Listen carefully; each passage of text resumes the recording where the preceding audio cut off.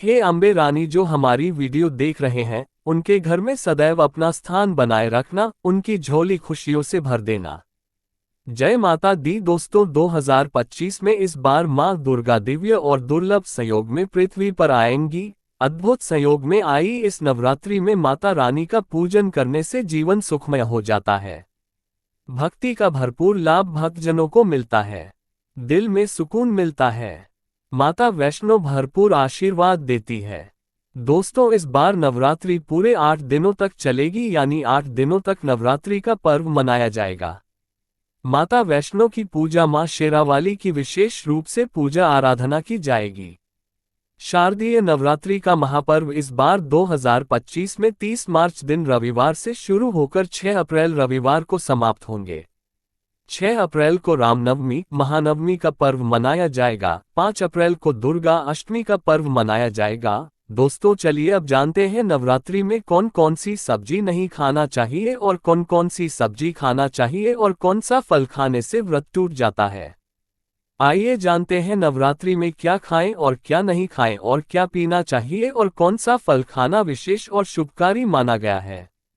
आज हम आपको विस्तार से बताएंगे, लेकिन आगे बढ़ने से पहले कमेंट बॉक्स में अपनी राशि जरूर डाल दीजिएगा। यदि हमारे पास आपकी राशि के अनुसार कोई उपाय होगा तो वह आकर हम आपके कमेंट के रिप्लाई में बता देंगे, ताकि आपको राशि के अनुसार फल प्राप्त हो। राशि के अनुसार किया गया कार्य बहुत ही शुभ माना जाता है। मैया वैष्णव रानी बहुत प्रसन्न होती है। कमेंट में लिखे, माता रानी आपका स्वागत है हमारे घर में, जय माता रानी। एक लाइक जरूर करें। वैष्णो रानी के लिए एक लायक तो बनता है। दोस्तों, शास्त्रों के अनुसार बताए गए व्रत चाहे किसी भी प्रकार के क्यों ना हो, उनसे जुड़े नियमों का पालन करना अति आवश्यक माना जाता है, क्योंकि जो मन के मुताबिक किया जाए वह संघर्ष नहीं कहलाता। कहा जाता है कि मनोकामना को पूर्ण करने के लिए थोड़ा सा संघर्ष यानी कि तपस्या तो करनी ही पड़ती है।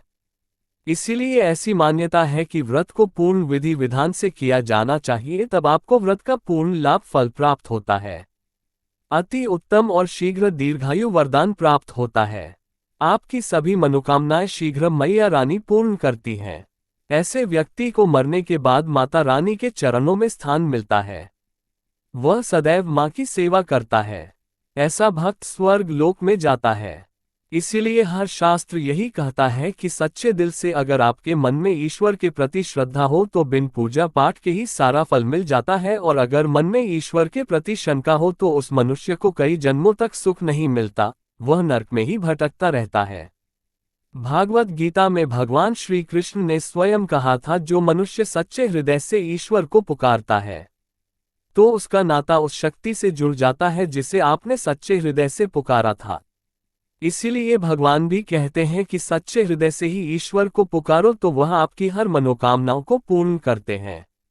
दोस्तों, कई लोग ऐसे हैं जो भगवान के सामने घंटों पूजा पाठ करते हैं तथा रोते हैं, फिर भी भगवान उनकी कभी नहीं सुनता। दरअसल जब आप सच्चे मन से ईश्वर को पुकारना ही नहीं है तो भला वो आपकी पुकार कैसे सुनेंगे। दोस्तों, ये तो थी वो बातें जो भक्त और भगवान के बीच की हैं। अब हम जानते हैं नवरात्रों के दौरान क्या नहीं खाना चाहिए और क्या नहीं पीना चाहिए और कौन सा फल खाने से व्रत संपूर्ण और सफल हो जाता है। दोस्तों, हमारे चैनल को सब्सक्राइब जरूर करें और इस बेल आइकॉन को दबाना ना भूलें।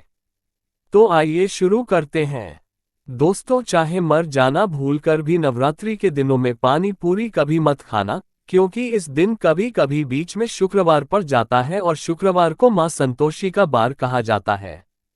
माता संतोषी खट्टी चीज खाने वाले व्यक्ति से हमेशा क्रोधित रहती है, नाराज रहती है, क्योंकि नवरात्रों में माता संतोषी जागृत अवस्था में हो जाती है। माता संतोषी की शक्ति नवरात्रों में कई करोड़ गुना बढ़ जाती है।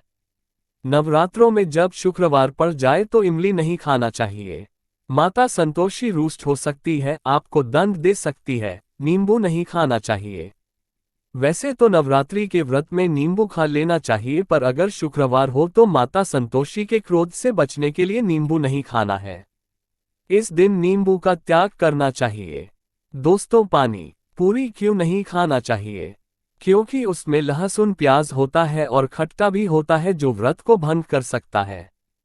पाप लग सकता है। ध्यानपूर्वक अगर आप शुक्रवार को खट्टा नहीं खाते हैं तो माता संतोषी आपको धन धान्य से मालामाल कर देती हैं। आपके घर में अपना वास बना लेती हैं। बस शुक्रवार के दिन नवरात्रों के दिनों में इस चीज का त्याग करना चाहिए, पालन करना चाहिए। नवरात्रों में लहसुन, प्याज और खट्टा, फिर चाहे आपने व्रत भी नहीं रखा है फिर भी आपको शुक्रवार के दिन या अन्य दिनों में लहसुन प्याज नहीं खाना चाहिए।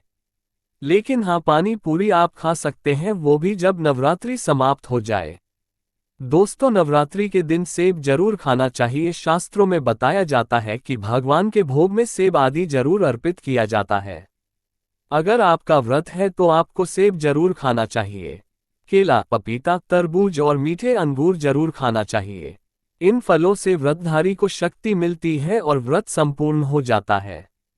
शास्त्रों में बताया जाता है कि नवरात्रों के दिनों में सीताफल जरूर खाना चाहिए। सीताफल खाने से 20 ऐसी बीमारियां हैं जो खत्म हो जाती हैं। नवरात्रों के दिनों में सीताफल का घर में प्रवेश होना बड़ा ही शुभ माना गया है। सीताफल खाने से नवरात्रि का व्रत सफल हो जाता है क्योंकि इसमें माता सीता का आशीर्वाद मिला हुआ होता है। माना जाता है भगवान राम के वनवास के दौरान में माता सीता ने यही फल खाया था। नवरात्रि के दौरान इसे जो भी खाता है उसे दुखों का सामना नहीं करना पड़ता। सीताफल आपको जरूर खाना चाहिए। माता सीता प्रसन्न होती हैं और आशीर्वाद देती हैं। दोस्तों, नवरात्रों में तेल की तली हुई हरी मिर्च खा सकते हैं, लेकिन कम मात्रा में खाना है। व्रत के दौरान ज्यादा तीखा नहीं खाना चाहिए। व्रत में तीखा खाने से व्रतधारी की जो पेट की आंतें होती हैं उसमें जख्म हो सकते हैं। क्योंकि इस दौरान हम व्रत का पालन करते हैं तो हमारे पेट में कुछ नहीं होता। इसीलिए हल्का खाना खाना सर्वोप्रिय और उत्तम माना जाता है। व्रतधारी को रसीले आलू आवश्यक खाना चाहिए। इससे हमारे शरीर में ऊर्जा की भरपूर जरूरत जो होती है पूरी हो जाती है। आप आलू का पानी पी सकते हैं। रसीले आलू जरूर खाना चाहिए। दोस्तों, नवरात्रों में भिंडी की सब्जी जरूर खाना चाहिए। भिंडी में कई ऐसे पोषक तत्व होते हैं जो हमारी हड्डियों को मजबूत बनाते हैं तथा नवरात्रों में बैगन की सब्जी जरूर खाना चाहिए। लेकिन याद रहे, जब नवरात्रों में सोमवार पड़ जाए तो बैगन की सब्जी मत खाना, पाप लगेगा। नवरात्रों में सब्जी में हरा धनिया जरूर डालना चाहिए। हरे धनिये से भी व्रतधारी को पोषक तत्व मिलते हैं। नवरात्रों में हरा धनिया अवश्य खाए। इससे जो शुगर लेवल होगा वह कम हो जाएगा। नवरात्रों में रिफाइंड का तेल और सरसों का तेल भूलकर भी व्रत के दौरान नहीं खाना चाहिए। मूंगफली का तेल और देसी घी और गोले का तेल खाना अच्छा माना जाता है। दोस्तों, नवरात्रों में व्रतधारी को डब्बा बंद लस्सी, डब्बा बंद जूस नहीं पीना चाहिए। उसमें कई केमिकल मिले होते हैं जिसके कारण आपका व्रत टूट सकता है। जब भी आप फलों का जूस पिए तो याद रखें उसमें नमक ना डालें, नहीं तो व्रत टूट जाएगा। साथ ही साथ जूस में बर्फ भी नहीं डालना चाहिए। फलों का सादा जूस पीने से व्रत सफल होता है। दोस्तों, नवरात्र के दौरान सिंघाड़े का आटा या कुट्टू का आटा खाने से पहले ये देख ले कि आटा पुराना नहीं होना चाहिए, क्योंकि पुराने आटे में कीड़े वगैरह पड़ जाते हैं जिसके कारण आपका व्रत टूट सकता है। क्योंकि ये छोटे छोटे कीड़े हमें दिखाई नहीं देते और आपके मुंह तक पहुंच जाते हैं। ऐसा आटा खाना मतलब कीड़े मकोड़ों का मांस खाने के बराबर माना गया है। दोस्तों, नवरात्र के दौरान आप शाम के समय खाने में दही ले सकते हैं, आलू वगैरह खा सकते हैं, आलू के चिप्स खा सकते हैं, साबूदाने की टिकिया बनाकर खा सकते हैं, साबूदाने की खिचड़ी खा सकते हैं, आलू के पापड़ भी खा सकते हैं। कई सब्जियां तो ऐसी हैं जो नवरात्रि के दौरान भोजन में शामिल कर सकते हैं। इससे आपको एनर्जी मिलेंगे और व्रत सफल हो जाएगा। नवरात्रि के दौरान आप दूध पी सकते हैं जो आपको ताकत देगा। चाय वगैरह भी पी सकते हैं, लेकिन याद रहे उसमें नमक ना डालें। नमक डालने से व्रत भी टूट जाएगा और हड्डियां भी गल जाती है। एक बात का ध्यान रहे, व्रतधारी को पेट भर खाना यानी गले तक भोजन नहीं करना चाहिए, नहीं तो व्रत रखने का कोई भी फायदा नहीं होगा। थोड़ा थोड़ा खा सकते हैं। दोस्तों, नवरात्रि के 9 दिन आदि शक्ति मां दुर्गा को समर्पित होते हैं। नवरात्रि के 9 दिन माता रानी के 9 अलग अलग स्वरूपों का पूजन किया जाता है। नवरात्रि के 9 दिनों तक माता रानी को अलग अलग स्वरूप के हिसाब से अलग अलग पुष्प अलग अलग भोग अर्पित किए जाते हैं। लेकिन क्या आप जानते हैं कुछ ऐसी वस्तुएं हैं जिन्हें नवरात्रि के दौरान भूलकर भी माता रानी को अर्पित नहीं करना चाहिए। अगर इन वस्तुओं को आप गलती से भी माता रानी को अर्पित कर देते हैं तो आपको व्रत और पूजन का पूर्ण लाभ नहीं होगा। इसीलिए माता रानी की कृपा प्राप्त करने के लिए आपको ये जानना अति आवश्यक है कि वो कौन सी ऐसी वस्तुएं हैं जो माता रानी के पूजन में भूलकर भी इस्तेमाल नहीं करना चाहिए।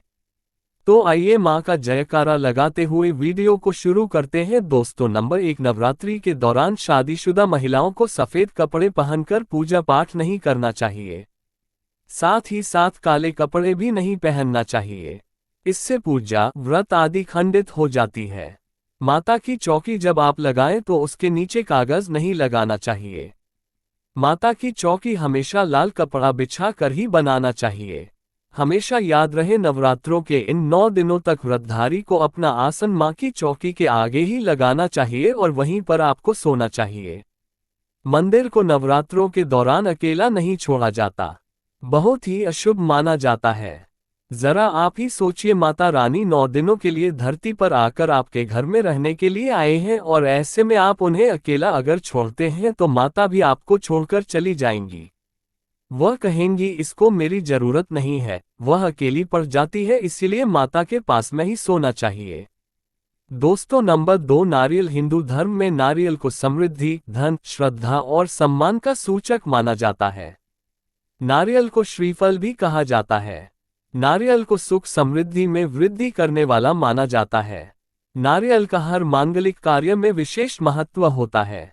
जैसे कि आप सभी जानते हैं कि माता रानी के कई मंदिरों में नारियल से बलि भी दी जाती है और माता रानी के पूजन में नारियल का इस्तेमाल हम सभी करते हैं। खासकर कलश की स्थापना नारियल रखकर ही की जाती है। माता रानी की पूजन में हम नारियल इस्तेमाल करते समय कुछ गलतियां कर बैठते हैं। दोस्तों, नारियल कई प्रकार के होते हैं, एक हरा, दूसरा सूखा जिसके अंदर पानी होता है। जिस नारियल के अंदर पानी होता है। माता रानी के पूजन में सदैव पानी वाला और जटा वाला नारियल ही इस्तेमाल करें। नारियल का पूर्ण होना चाहिए। नारियल चटका हुआ या टूटा हुआ नहीं होना चाहिए, क्योंकि साबुत नारियल ही पूर्ण और पवित्रता का प्रतीक होता है। साबुत नारियल ही सुख समृद्धि का प्रतीक होता है। साबुत नारियल को ही श्रीफल यानी कि मां लक्ष्मी का फल कहा जाता है।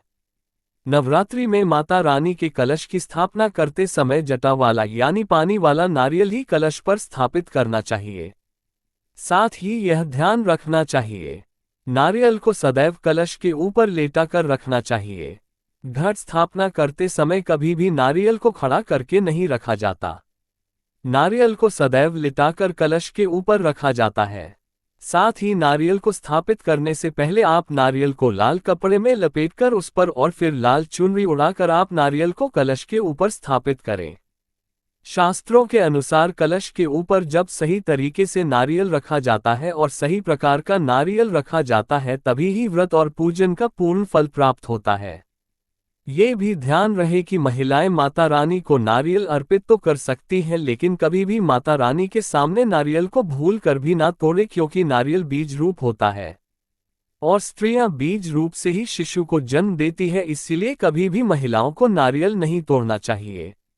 दोस्तों, नंबर 3, लौंग। लौंग हम सभी माता रानी के पूजन में इस्तेमाल करते हैं, लेकिन लौंग का इस्तेमाल करते समय एक बहुत बड़ी गलती कर बैठते हैं। हमेशा ध्यान रखना चाहिए कि माता रानी को सदैव फूल वाली लौंग ही अर्पित करना चाहिए। जिस लौंग के ऊपर फूल नहीं होता या फिर जिस लौंग के पीछे लकड़ी की डंडी होती, उसको आप माता रानी के पूजन में भूलकर भी इस्तेमाल ना करें। फूल वाले लौंग को ही पूर्ण माना जाता है और माता रानी की पूजन में कोई भी अपूर्ण वस्तु, कोई भी खराब वस्तु या टूटे हुए अक्षत इस्तेमाल नहीं करना चाहिए। इसीलिए सदैव माता रानी की पूजन में फूल वाली लौंग का ही इस्तेमाल करें। दोस्तों, नंबर 4, तुलसी के पत्ते अर्पित नहीं करने चाहिए। माँ दुर्गा के पूजन में तुलसी पत्र का इस्तेमाल करना वर्जित माना जाता है। तुलसी पत्र के अलावा आंवला भी माता रानी को अर्पित नहीं करना चाहिए और दुर्बा भी माता रानी को अर्पित नहीं करना चाहिए। दुर्बा भगवान श्री गणेश को अति प्रिय है। नवरात्रि में आप भगवान गणेश को दुर्बा अर्पित कर सकते हैं। भगवान विष्णु जी को तुलसी के पत्ते अवश्य अर्पित कर सकते हैं, लेकिन माता रानी को भूलकर भी तुलसी के पत्ते या दुर्बा अर्पित ना करें। माता रानी को सफेद फूल भी अर्पित ना करें। माता रानी को सदैव लाल रंग के फूल अर्पित करने चाहिए। लाल रंग के फूल माता रानी को अति प्रिय है, खासकर माता को गुड़हल और कमल के फूल अति प्रिय है। शास्त्रों में बताया जाता है कि घर में माता रानी की 2 या 3 मूर्तियां या फोटो नहीं होने चाहिए। इस बात का भी आप विशेष ध्यान रखें कि माता रानी के पूजन में कोई भी खंडित चीज इस्तेमाल ना करें, जैसे कि चटका हुआ या टूटा हुआ दीपक या फिर चटका हुआ कोई बर्तन। साथ ही ये भी ध्यान रहे कि लोहे की और प्लास्टिक के बर्तन आप माता रानी के पूजन में इस्तेमाल न करें, क्योंकि प्लास्टिक के चाइनीज बर्तन हड्डियों के पाउडर से मिलकर बनते हैं। ऐसा ना करें, ऐसे बर्तनों को माता रानी के पूजन से सदैव दूर रखें। माता रानी को जो पुष्प अर्पित कर रहे हैं उन्हें सूंघे नहीं, सूंघे हुए फूल या गिरे हुए फूल या फिर मुरझाए हुए फूल माता को अर्पित ना करें। दोस्तों, कमेंट बॉक्स में लिखे जय माता दी। जानकारी पसंद आए तो एक लाइक तो बनता है, आपका एक लाइक हमारे लिए बहुत ही कीमती है। मैया रानी के लिए एक लाइक तो बनता ही है।